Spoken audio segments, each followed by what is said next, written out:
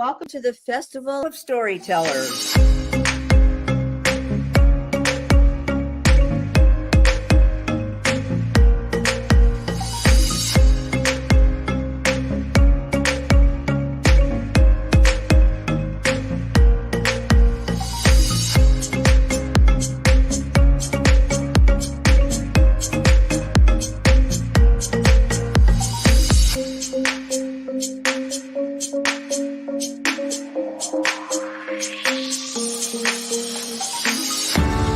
I can't tell you how excited I am to be on right now.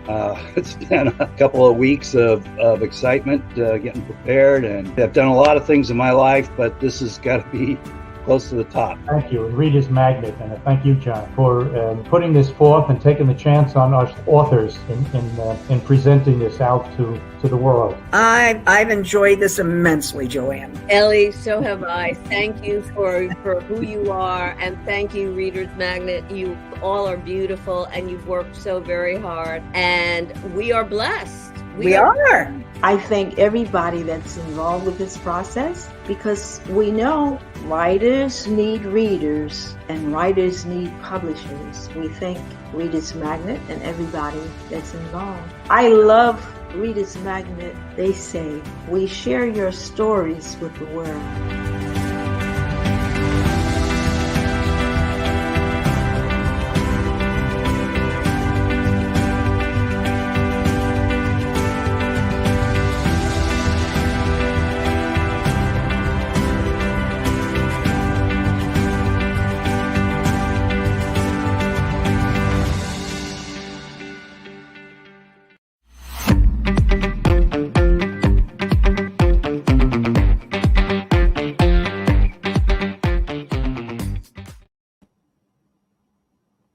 Hello, everyone. I'm Mike Sanborn.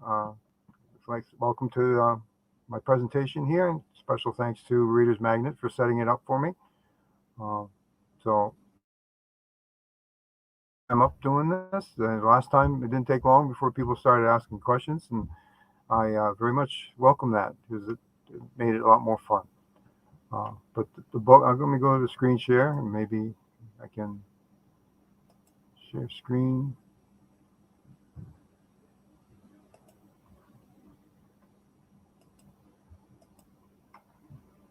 Okay, so hopefully this is a screen that's being shared.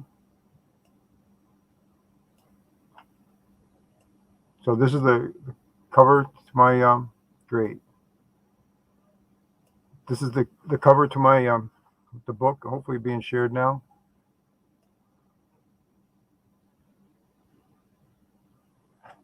Yeah. And I have this book prior to that. So the cover, first one here is An Alcoholic's Collateral Damage. That's basically me and my siblings when we were growing. And I broke it down into developmental stages. And then my other book I wrote, it was A Cop in a Small City. And I broke that out into basically the type of police calls that police officers respond to and some of the things going on with that. So both are autobiographies. They're really true events, things that I did myself. So some things I'm proud of, some things I wish I could do it better. Okay, full screen.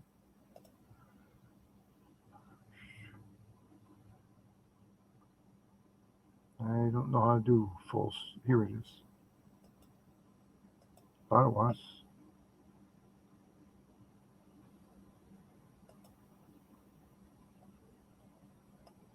Maybe this will do it.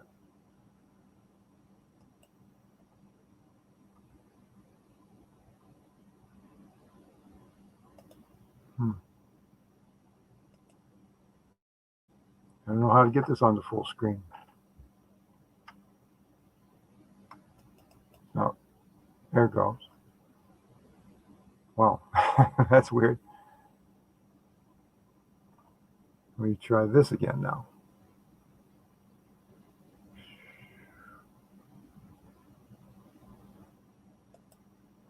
All right, there's the cover of the one book. I don't know why it's doing that. There's the cover to the other book.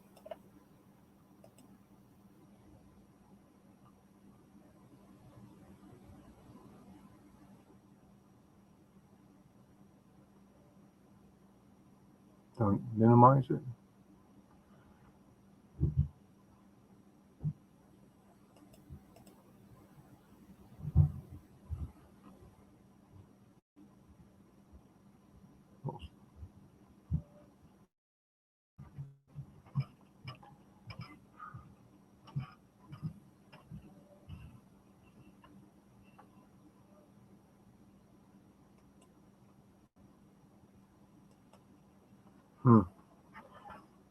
And a little learning curve here, I guess.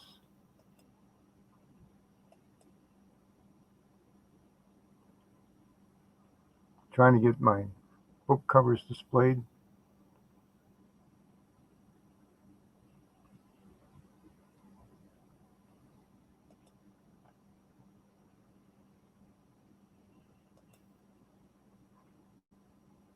I'm not sure how that's working.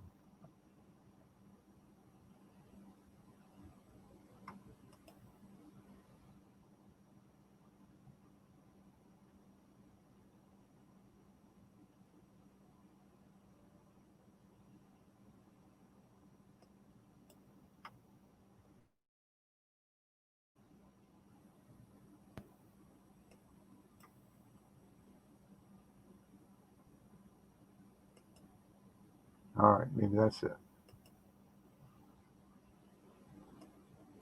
Is that, hopefully that's better, but I don't see the chat now.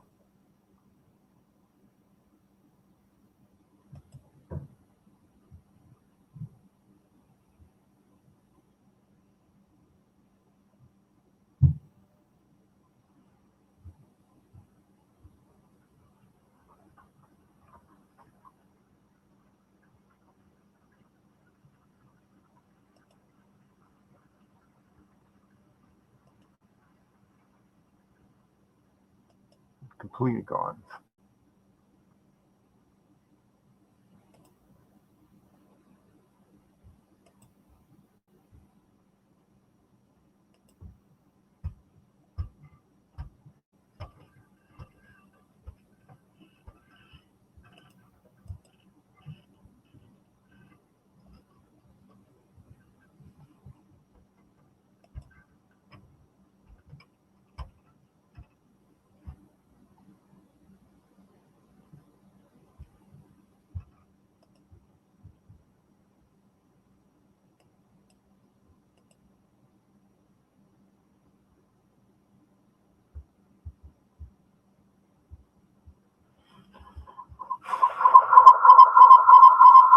Okay, am I back?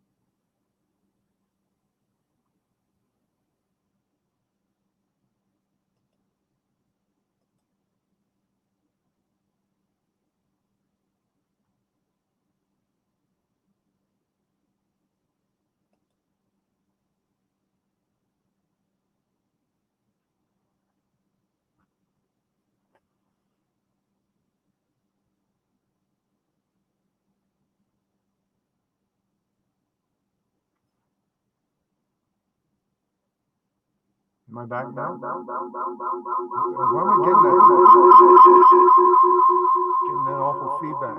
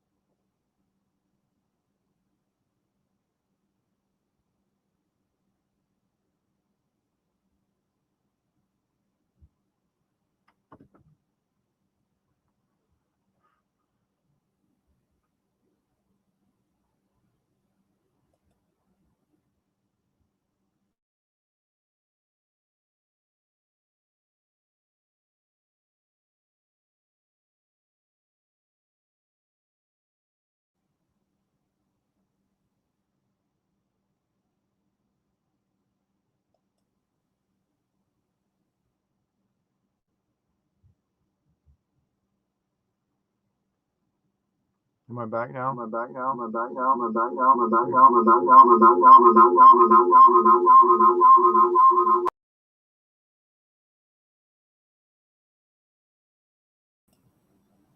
getting a wicked feedback. All right, is it okay now, I think?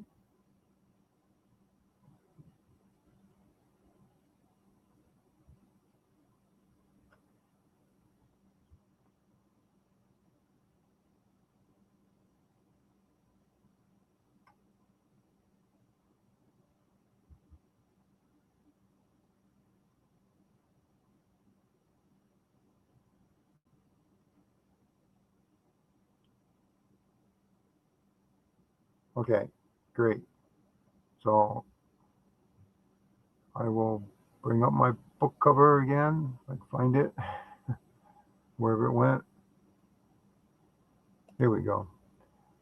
So there's a book cover to An Alcoholic's Collateral Damage. And the book cover to A Cop in a Small City.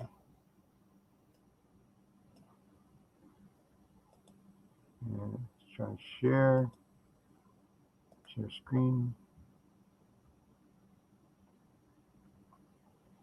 I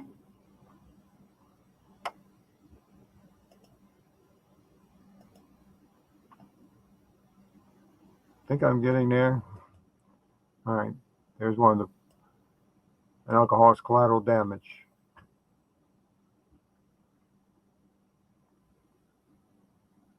And the other one, A Cop in a Small City, Examining Mission and Integrity.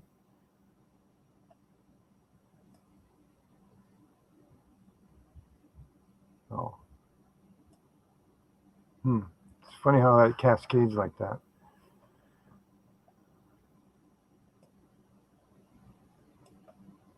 All right, so I guess I'm doing a little bit better now. So I'll introduce it again. An Alcoholic's Collateral Damage. Most people, when you talk about an alcoholic and damage to the family, they think about the man, the male part of it. But in our case, me and my 3 siblings, it was my mother. My mother was a terribly violent alcoholic, and she basically drove my father away. So this is all. It starts from my earliest memories and goes all the way through starting college, and the influences my mother had, and our attempts to be normal family. Everybody wants to be a normal family. So lots of secrets in the alcoholic family. Few friends. We moved an awful lot in my early years and never had any true friends. Never had much celebration of rites of passages, birthdays. You're lucky to get a cake when I was young. Never a birthday party. Certainly we didn't go to other people's birthday parties and they didn't come to ours. So we were fairly isolated. And I write about this isolation and many attempts, opportunities, I guess I should say, that people could have helped us that didn't. But as I got older, then some of those opportunities presented themselves, and it made all the difference in the world for my life. And it's absolute contrast to how my siblings managed compared to me. And the best help came from a school teacher, my math teacher, in the 8th grade. I loved her. It was algebra. I did really well. And then I had her again as a sophomore in high school for 2nd year algebra. In between it was geometry. I hated that. I still hate geometry. Didn't make any sense until you did trigonometry. So when I decided to write this book, actually the decision to write A Cop in a Small City came first, and that's dedicated to my granddaughter, who kept asking me for stories as I was driving her to her driver's ed classes. And she kept asking Papa, tell me one of your stories. And I like the ones about the jerks. So I would tell her a story. And then, after a couple of weeks of that, I said, well, I'll put these in a book for you sometime. And I wanted to do more than just a collection of police stories. So that's why the Examining Mission and Integrity. So I there's some conflicts in getting the job. High speed chase is a perfect example. You're supposed to, especially if it's a stolen car. And I had one of these. Got to catch the criminal, bring him to jail. That's my job. But somebody might get hurt worse, so, and I'm supposed to protect the community. So there's an absolute dynamic conflict there. And I had some really bad cops I worked with. So I wanted to write about that too, as well as the really good ones. So that was the first motivation. When I did that and thinking, well, my purpose for writing that book was, number one, to tell people what it's like to be a cop if you're not a cop. And secondly, if you are a cop, maybe you should re-examine some things in order to do better. So with that in mind, and then I started thinking, well, I could write about my life and write that in a way for the same sort of philosophy. If you didn't grow up in an alcoholic family, or if you grew up in one, they're all somewhat a little bit different. So based on my experiences. And the idea was, again, if you didn't grow up in an alcoholic family, this is what it was like in mine anyway. If you grew up in an alcoholic family, this might validate it. And then I wanted to write for people like social workers and stuff and school teachers that, that a little bit here, a little tweak there, a little mention there can make all the difference in the world for that child of an alcoholic. So I decided to write that one after having written the first one. And it took over a year and was just published just this summer.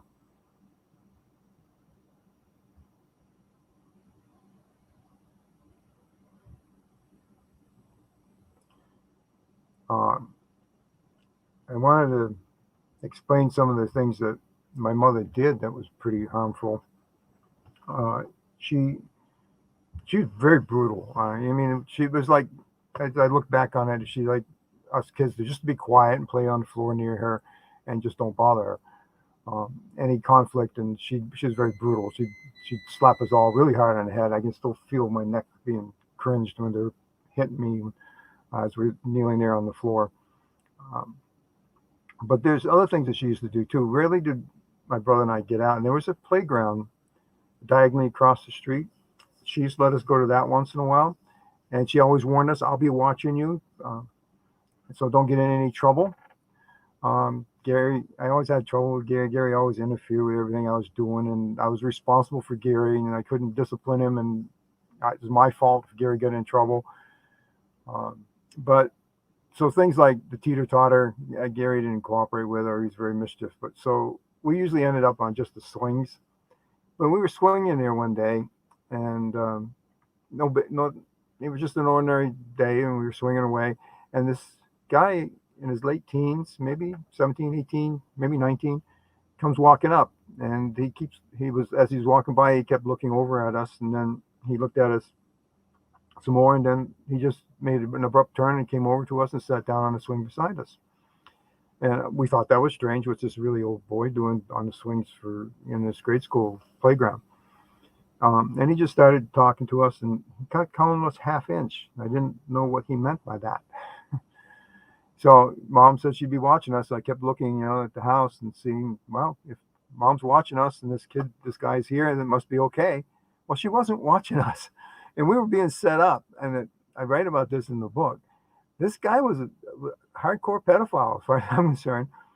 He kept calling us half inch, and then then I think, well, is he talking about my fly? I was always I was 6 years old, 5 years old. We always have trouble keeping our fly up. So maybe this is his way of telling us to pull the zipper up. So I pulled my zipper up.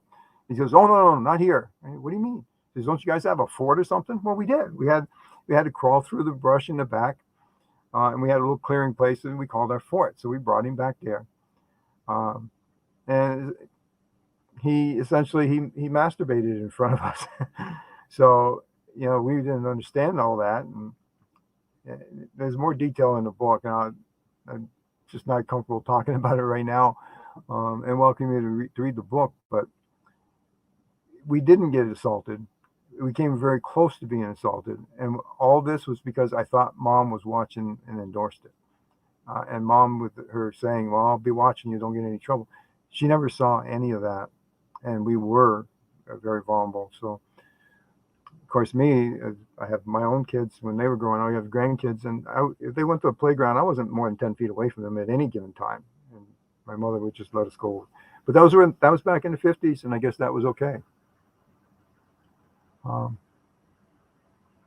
Roadblocks during the writing process, not just my time. Yeah, it's just to find time to sit down. But it's hard for me, and I'm writing a sequel to this book. Is I got to be in the right mindset to write this.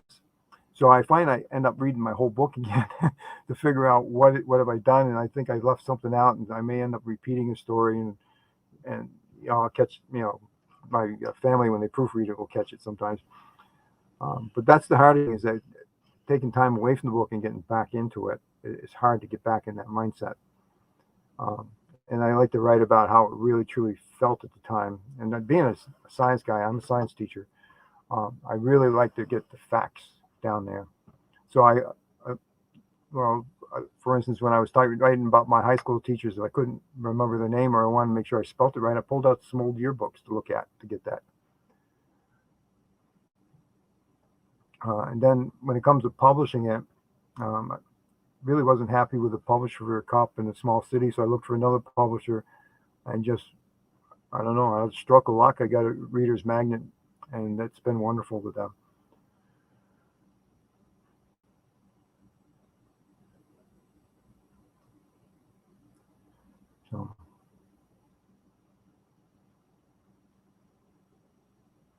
So soon after that playground incident, my family decided to move to California.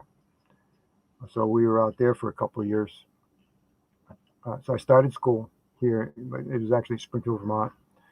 I started school for a couple of weeks, and then we moved out, and I ended up in a Catholic school. And when you're a late kid, the new kid, it's hard to make friends, especially in that Catholic school environment. There was another kid that was kind of antisocial, and the teacher tried to connect us, but there was no real connection. We just kind of walked around the perimeter of the playground during recess, and that was it.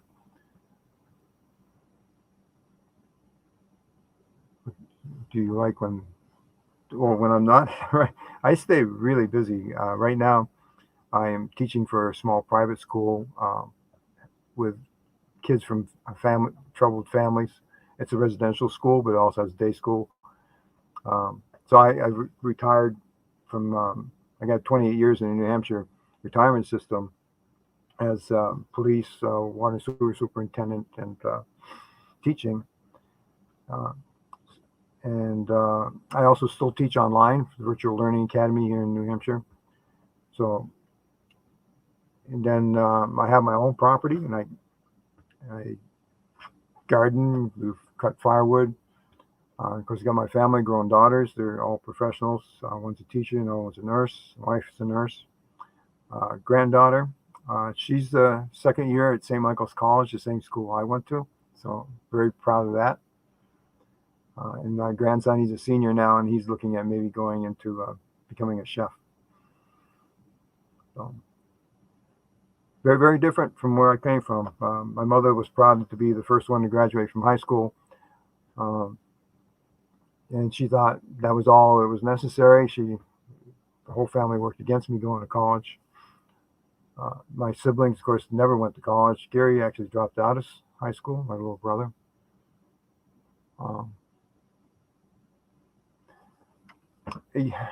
Yeah, in fact, both publishers asked me about a pseudonym, and I just think it loses a lot of credibility. If using my real name and allowing people to contact me becomes a problem, I know from police experience that can be dealt with. And I've never had a problem. I've been a police officer. People I arrested knew that they deserved to be arrested. It was never a problem. I worked as a case management in a county jail. They know where I live. I live a mile away from a county jail. They go by there when they go to court. I've never had a problem. I've had them. Never have I had them show up on my doorstep or call me. The only problem I ever had is we did 30 years of foster care, and I had a foster kid that had a girlfriend that was angry with him, so she started calling my house like at 2 o'clock in the morning, repeatedly. And I just simply told her that I was going to send the cops to her house, and she stopped immediately. And that's really the only problem I had.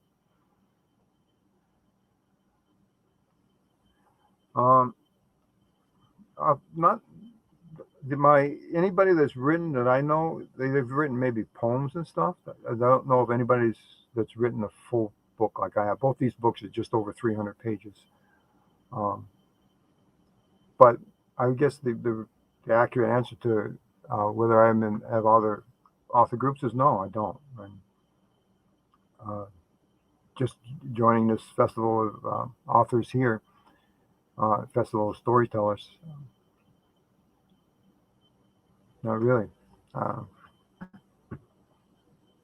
But to do what I do, I'm not.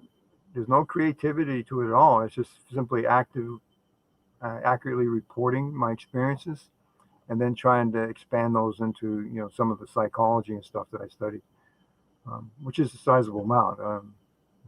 Some psychology in my bachelor's degree, but quite a lot in my 2 master's degrees.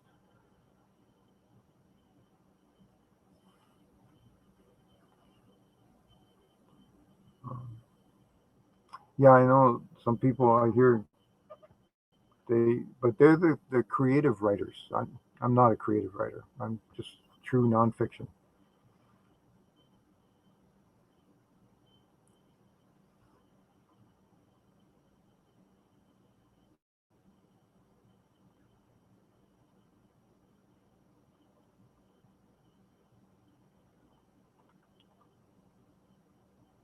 All right, so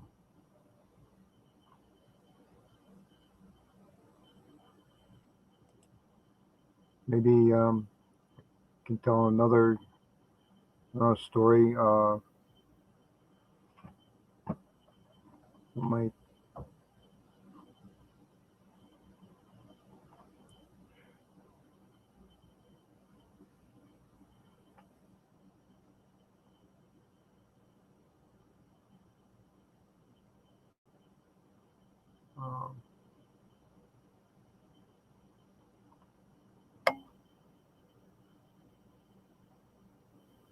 so well, let me go back to I mentioned before my mother drove my father out. There were several incidences along the way. I can remember when we came back from California, so I would have been maybe about 8 or 9 years old. Advice for the younger generation who might be interested in writing. Well, you got to write. If you're going to write, you got to write about something you know and something you're comfortable with. And I personally am not comfortable with fiction. So I spend 3 college degrees as a science guy. Teaching and everything I've done is science related. That's the only thing I'm comfortable with, is writing something that's real. So I really don't know how to advise a creative writer or a fiction writer. That's totally out of my league. As far as writing about biographical stuff and true nonfiction, I'm very happy to help people to look at the facts objectively, and then evaluate how that might impact the people around there, which is what I try to do in both those books. A Cop in a Small City, a couple of times I try to inject some humor, just because it was just so off the wall, so stressful that that's a way of coping, to inject some humor with it.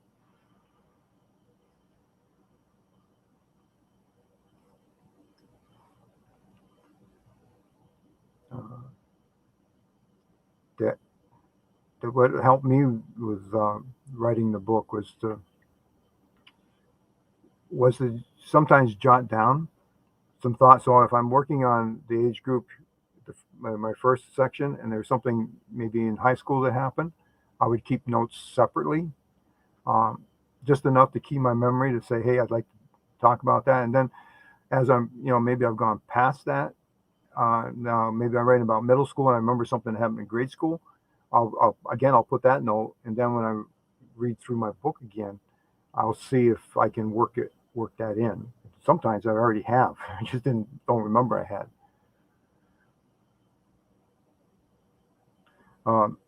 Doing the research, there was almost no research for me because it is truly my life. The only thing I researched was to make sure I spelled the names right or got addresses right when I wrote about streets and stuff. Interesting thing about the cop in a small city is that the city did a massive street name change from the time my experience as a police, and well, actually happened during my police time. But I write about the old street names just to protect some sort of, but they're easily researched to go back. In fact, I have a list of how the old streets match up with them. So there really wasn't a lot of research on the alcoholic and collateral damage one. I would talk about the stories with my sister just to make sure I had the recollection correct, and I did. And it got so that after a while, my sister health was very, very poor, and she died just last year. I got to start, maybe I'm starting to feel a little guilty about dragging her back to these very emotional times to help me process it. So, but she was okay with it. She kept telling me she was okay with it, but I was feeling that maybe I shouldn't do that to her.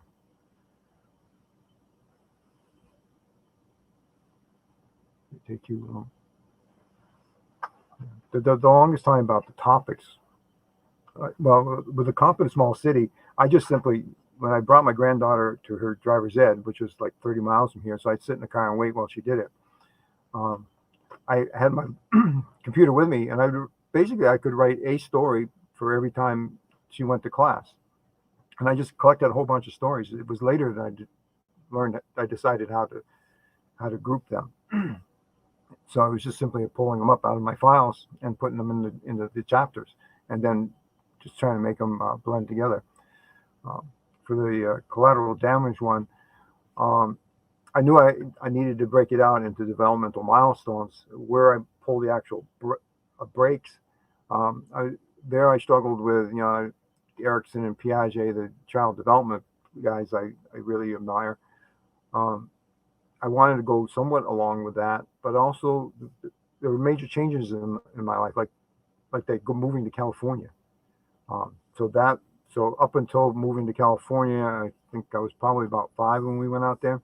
Certainly not more than 6. Well, it might have been like on my 6th birthday, and we were out there for 2 years. So that's how I was able to remember how to group those. So then that to me, that was a nice place to break, because life was very different in California than it was coming back to Vermont.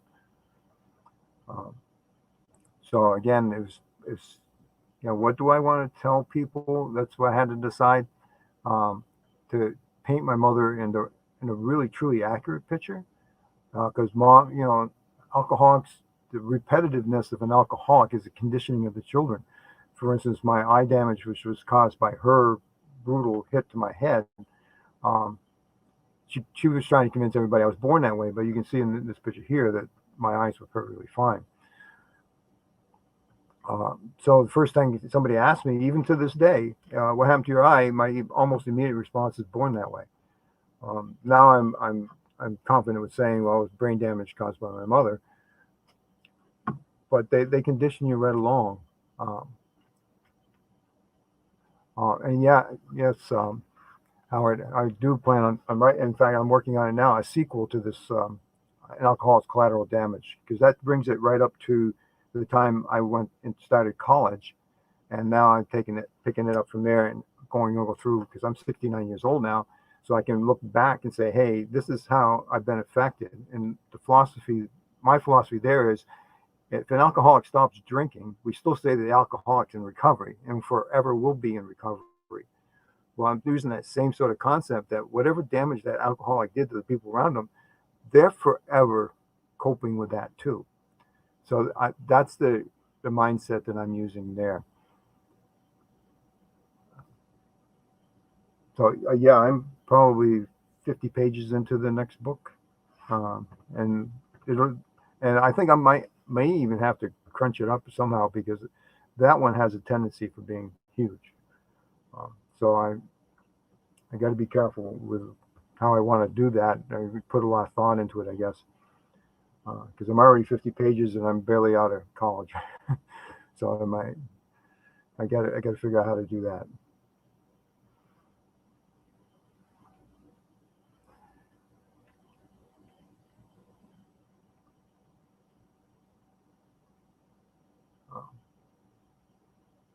So, the alcoholic thing, when I went to college, I wanted to learn about it. I studied it quite a lot. And supposedly there was this, even way back in the early 70s, I was studying, there was this suspicion that it might be a gene that for people that have predisposition to be an alcoholic. And we knew that genes were activated by environmental factors. So I was thinking, well, if there's an alcoholic gene there, it has to be stimulated by alcohol. So I've stayed away from it. And fortunately, I think all three of my siblings did too, but all three of my siblings smoked, and that was their undoing. All three of them are disabled. And I still meet the requirements to go into the Army. Help with people who might. No, I didn't join any groups, but we did, my wife and I, and then my daughters too, we did foster care for 30 years. I like that one-on-one direct contact with helping with the kids first off, but the fam, as a good solid foster parent, you're helping the family too. You're teaching parenting skills to the parent before the kid goes back home. Of course, some of them never go back home. Some of them go on to other placements. But the typical foster child we got was a teenage boy that got kicked out of a residential program, and we worked with them. So we dealt with some pretty tough kids. So that's. And of course, working with their social workers and their therapists was quite rewarding for me and helped me understand not only them, but reflect back onto my time. So that's where I've never joined it. There aren't many self-help groups here. There's Alcoholics Anonymous. They're all over the place. I did start a foster parent support group and as a nonprofit, and that went on for a while. Then shortly after I left, the person took over and embezzled from it. So I got dragged back into that.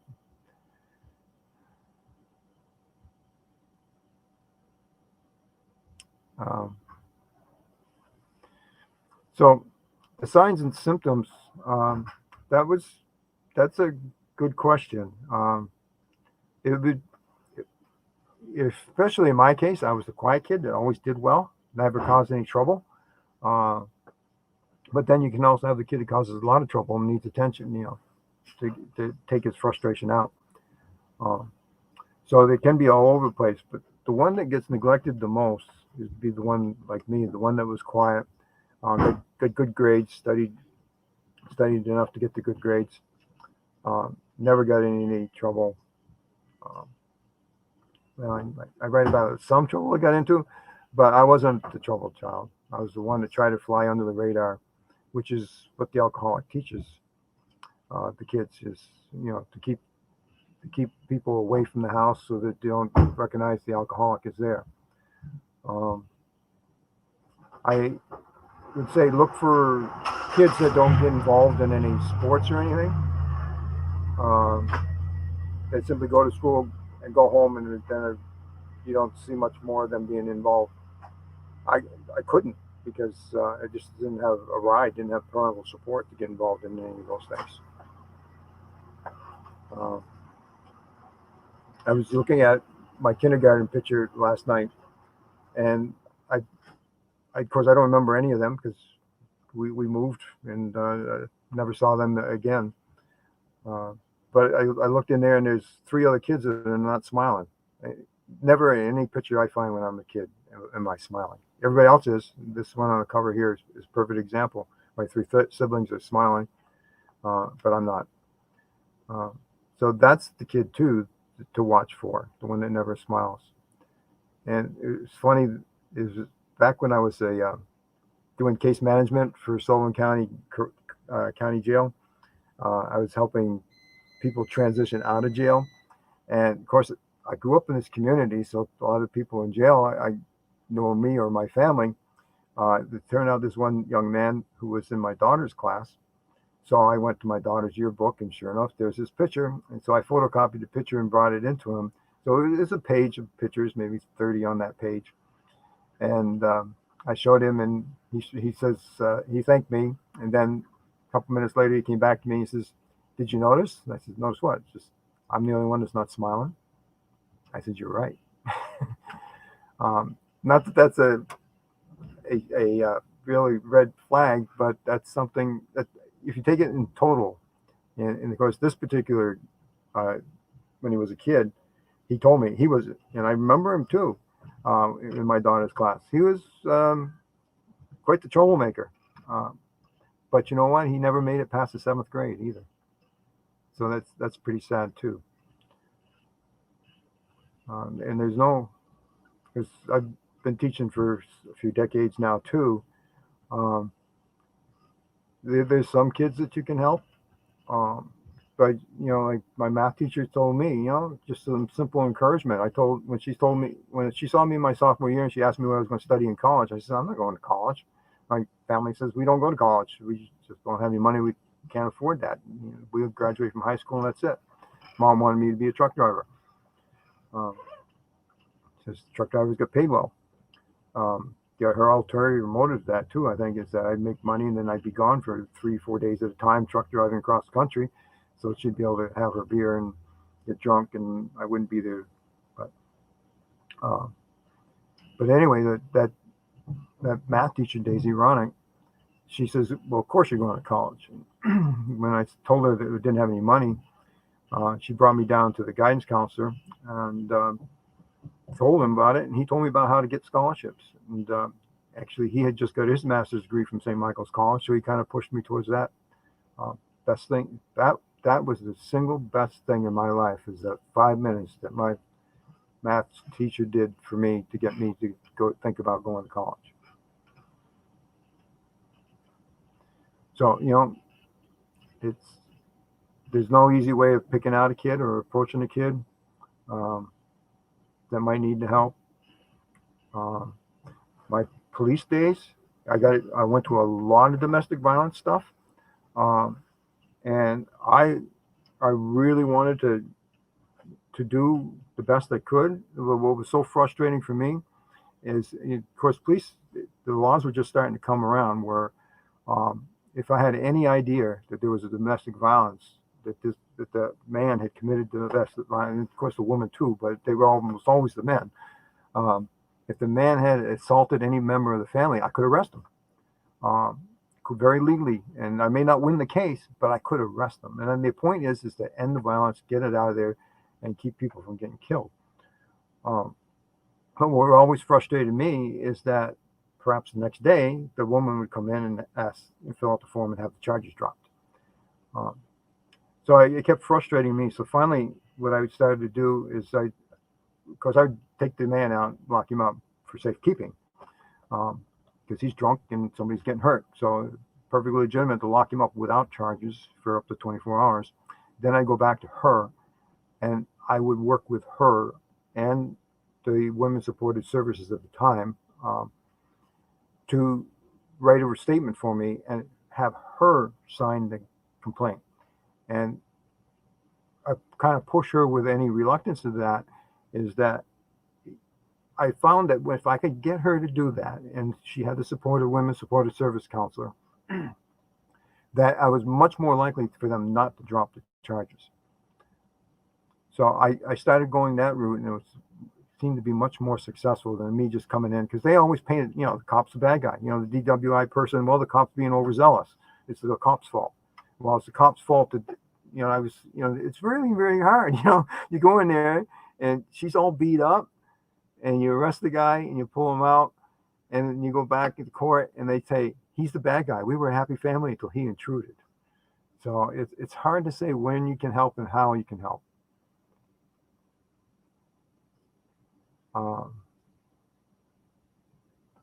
The biggest supporter for my writing, Well, for the Confident Small City, it was definitely my granddaughter. I mean, her questions um, into the different stories I could tell her was the big motivator there. Um, and I think she was probably unaware that I was even writing the collateral damage one. And when I had my first rough draft, I gave it to my wife and the younger daughter to proofread. Uh, and they were both shocked. They both had no idea. So my supporters are within my family. My professional colleagues, they're impressed that the fact that I've done this, but my support comes from my family and my own motivation. For the collateral damage, I guess I got to mention it because I dedicated it to my older sister, the collateral damage one. My sister Priscilla, or Scylla as we called her, she was a big supporter of doing that and processing all these things. Again, that's family, and that's close family. Once it's written, the publisher here, Reader's Magnet's been a great supporter.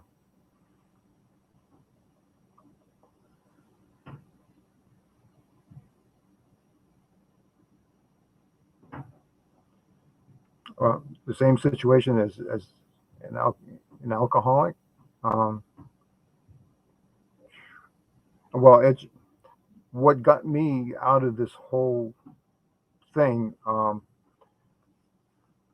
was my education. Getting to get to my bachelor's degree program and getting that got me out of the house, but it also followed me as a tremendous burden.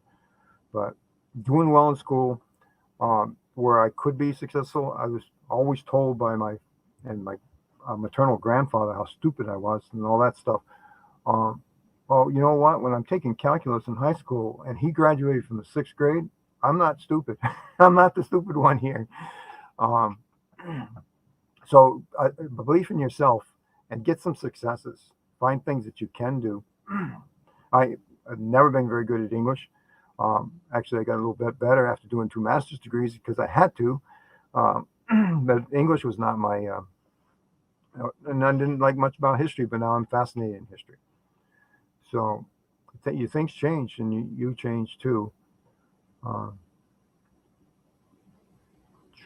But I did a lot of research on my own about alcoholism.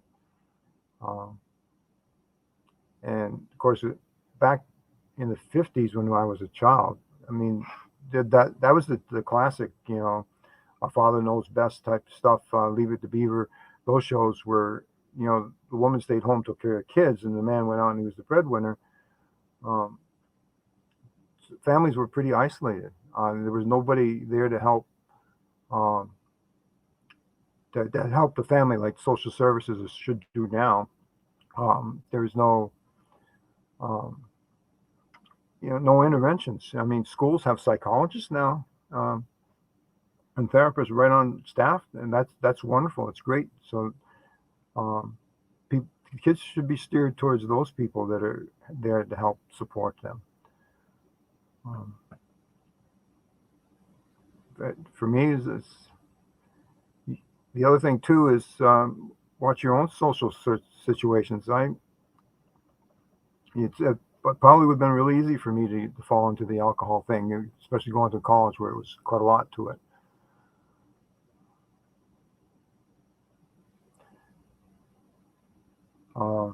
Good question about what I did when it was too painful. It was. I mean, even with a cop in a small city, there's some stories in there where I'm trying to type on a computer and the tears are running down. But I gotta get at least the skeleton of that story onto that paper and then just leave. The way I handled my intense depression in college is I went for long walks, and I still do that. Even to this day, I will go for a long walk to just get some fresh air and just get away. And even though my mind may still be on it, I go for a run. I run 3 miles. That's another good way. Doing something physical, definitely. But I don't know how to universally say how to help somebody who's stuck in a situation with an alcoholic. It really frustrated me too in my case management time at the county jail, is that when I was really glad when most of the women in jail are in jail because the drug deals that their boyfriend was doing, 90% of them probably. So I always felt good when she dumped that bum. But you know what? She found another one, usually right there in jail. So I don't know how to break that cycle. There was something appealing about that domestic abuser or that drug addict or whatever that got that person's attention. They found appealing. And even though they recognize it and broke from it, they fall right back into it again. So obviously therapists will say they need therapy. Perhaps if they can get some motivation for education. As much as I tried to get these adults in jail into some education, they never stuck with it. I could get them maybe to enroll in one class at the community college, but I can't remember many that stuck with it certainly didn't see it through.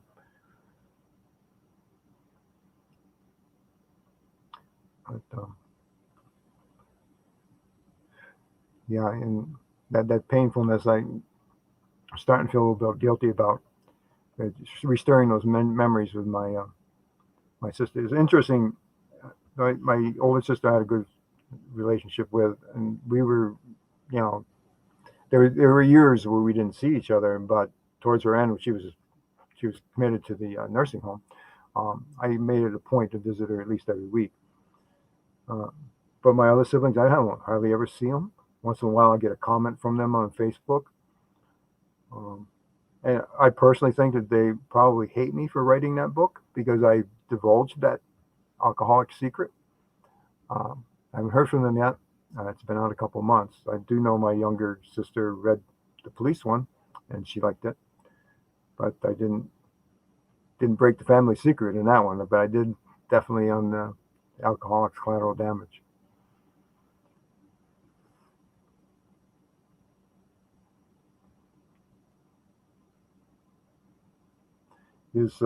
As I'm writing the sequel to this Alcoholics, which I call Recovery from an Alcoholics Collateral Damage, I can look back with all the what ifs and should haves, and I got to be dealing with those as I write that book.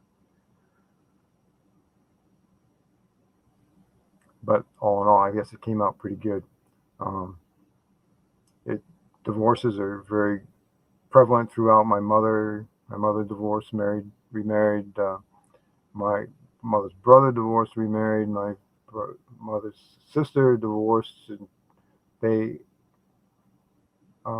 my uncle is an alcoholic, druggie. He's dead now. My aunt, my mother's sister, she married an alcoholic and finally divorced him after the kids grew up. So I'm thinking about, all those things that my grandfather said. He talked about his father being able to down a pint of whiskey without even swallowing. So clearly he was an alcoholic. And I learned from social workers and therapists that alcoholism often skips generations.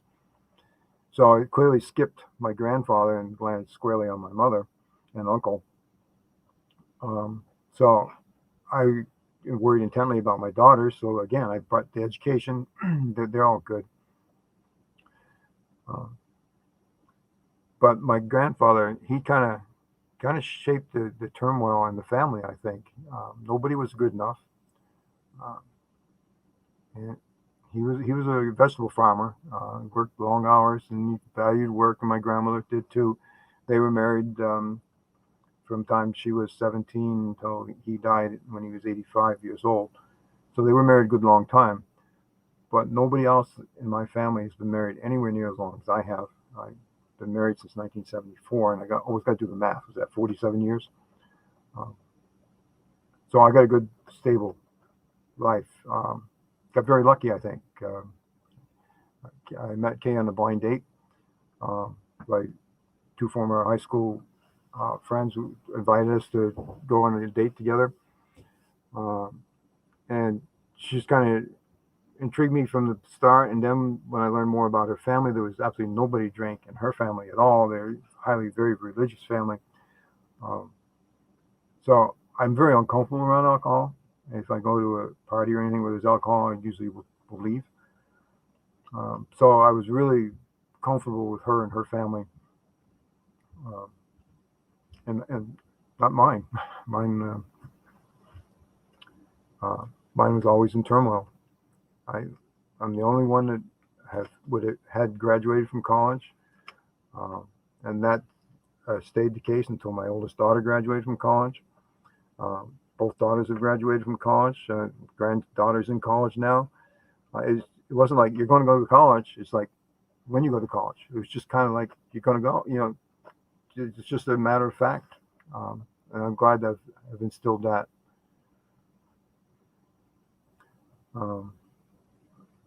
But my siblings never went any further in college. Yeah, I am fond of reading autobiographies. I like Stephen King. I joke about it. I say, well, Stephen King, you write about scary stuff, and so do I, except for mine's real, and you just make it up. Yeah, I will.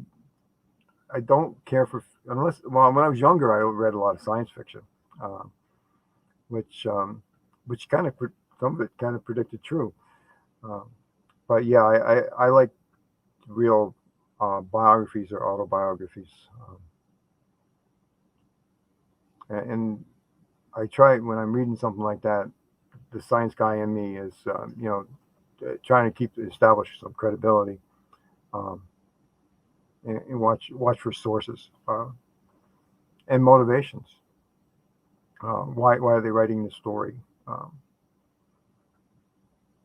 So I think about those things too, because reading somebody's book is quite an investment in time and personal effort.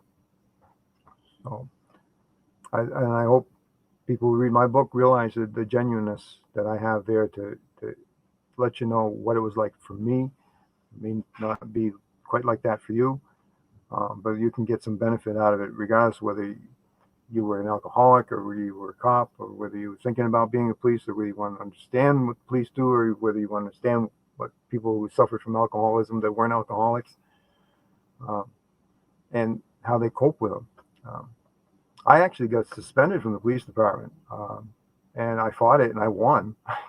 It's a whole chapter in there, and it's really kind of comical. They were blooming idiots. They just didn't like me because I was just too honest, and I was making honest reports of what other cops were doing. So and I wrote about that in that book. But then I ended up leaving it to go be the water and sewer superintendent for the city of Claremont.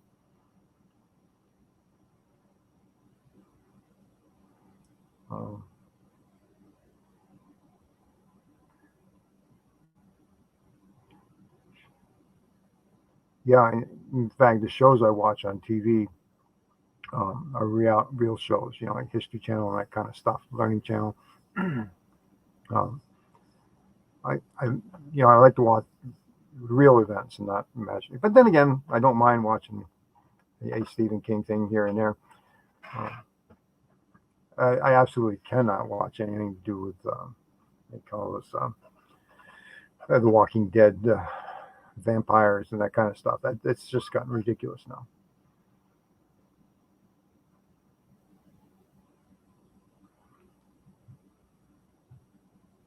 I remember one of my favorite TV shows when I was younger was Bewitched with a witch.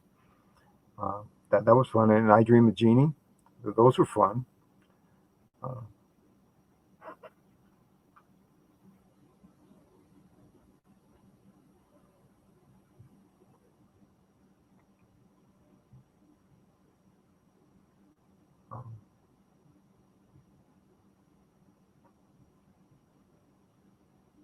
Yeah, like I say, I got my education. I had really good breaks in life. The Army was a great experience for me.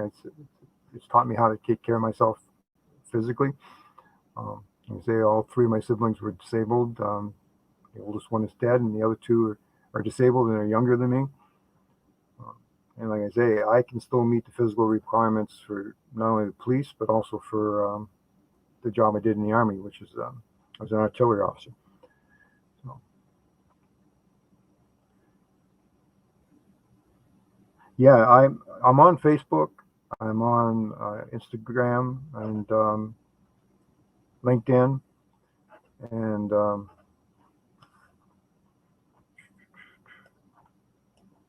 Twitter. I'm there too. My website is scrolling across the bottom there. That website will have links to those accounts, I think. And you're welcome to email me too. Twitter is at GM you're welcome to email me. It's incredibly simple email, gmichaelsanborn@gmail.com. So, like I say, I've never had any problem. I found people have been genuine, and I don't mind those contacts because you can block them too. With and I don't. The only problem I have is telemarketers. So I don't have any problems with other people.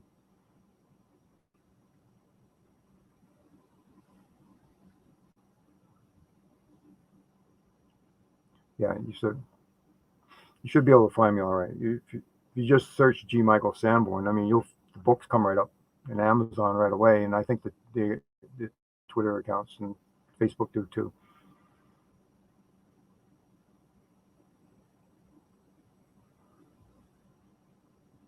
I don't post a lot on those. I do respond to a lot of stuff I see on those accounts, but I don't do too much straight up posting. Sometimes I will with a major event.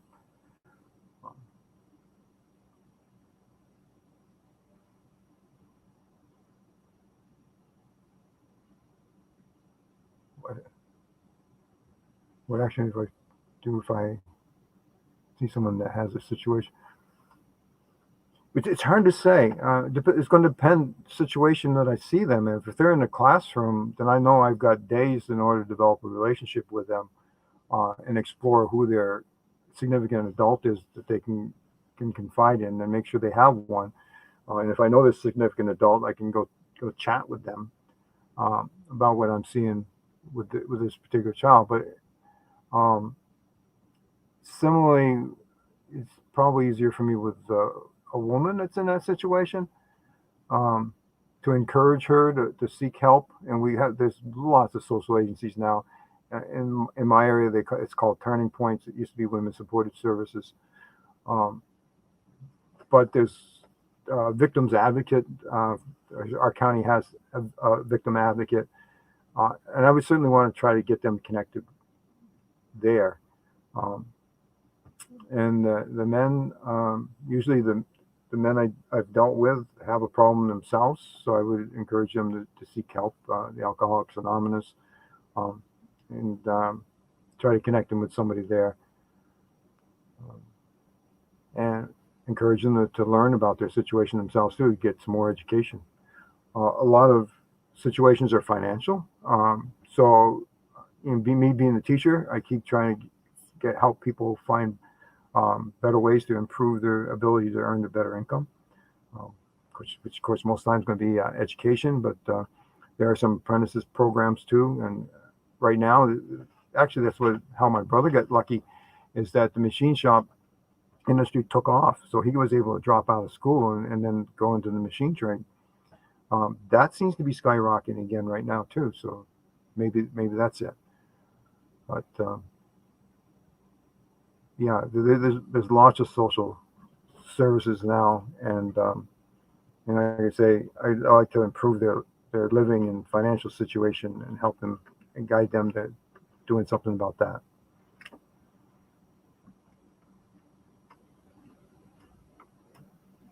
But recognizing that somebody's in that situation is probably even more challenging than once you know they're in that situation, finding help for them.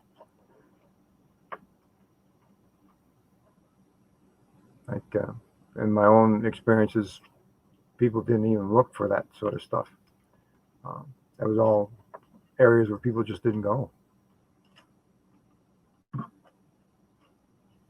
Even we were on welfare, so we even had a social worker make regular visits. We lived in a house for 3 years that had no water during the wintertime. Obviously, we were the stinky kids. That social worker made her regular visits and never picked up on that. Never picked up on a couple of times she came. My mother was quite drunk, and she didn't pick up on that either. Or if she did, she ignored it.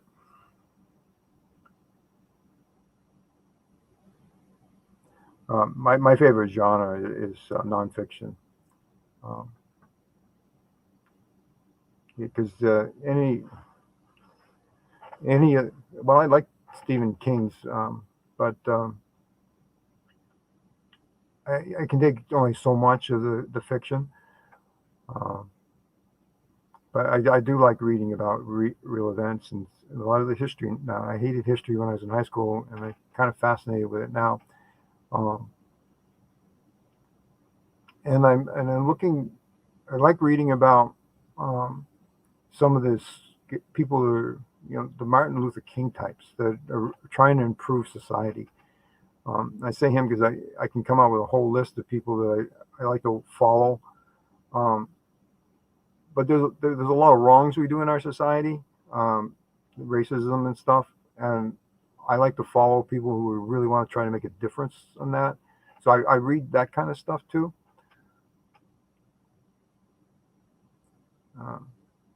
Yeah, I'm real big on equality and humanity, and so I read those kind of things.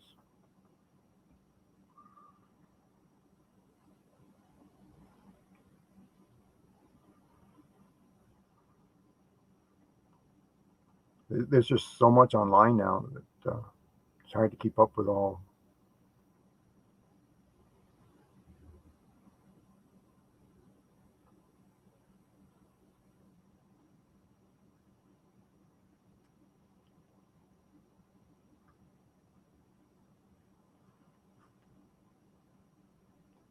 So, yeah, I'm happy to hear from anybody. Again, I'll be back online again here tomorrow. Happy to hear from you through any of the social media or email. If you have questions, I'd be glad to talk with you.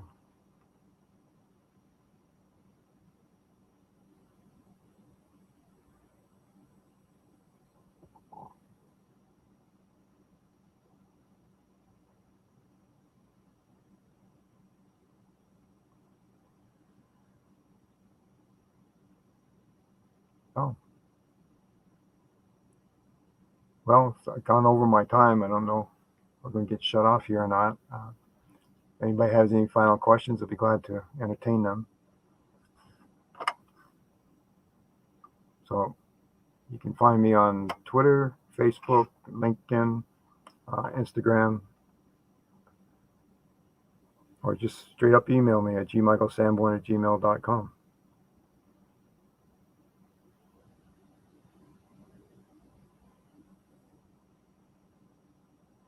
Yeah, G. Michael Sanborn on Facebook too.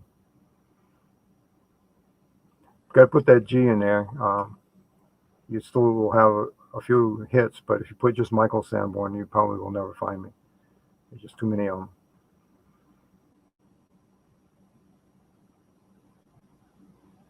And if you find one that says obituary, that's not the right one.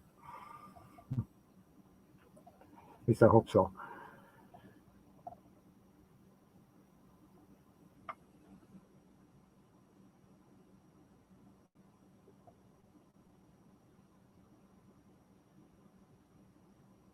Okay, so hopefully you can join with me again tomorrow at 4 o'clock. I'll be back online. We had a little bit of technical issues, I think, getting started, but it's gone well since. So, okay. Thank you very much for joining me. Hope to see you soon.